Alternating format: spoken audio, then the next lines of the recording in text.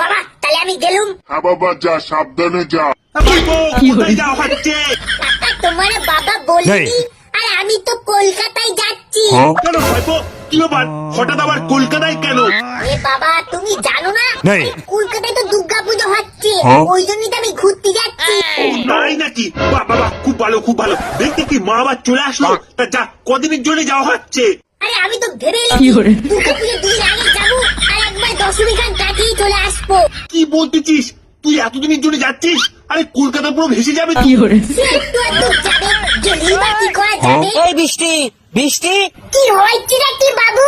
কি হয়েছে মানে? কি মনে করেছিস নাকি তোর কি পুজোর সময় কলকাতা আসার কোনো দরকার ছিল? ছিল ছিল, অবশ্যই দরকার ছিল।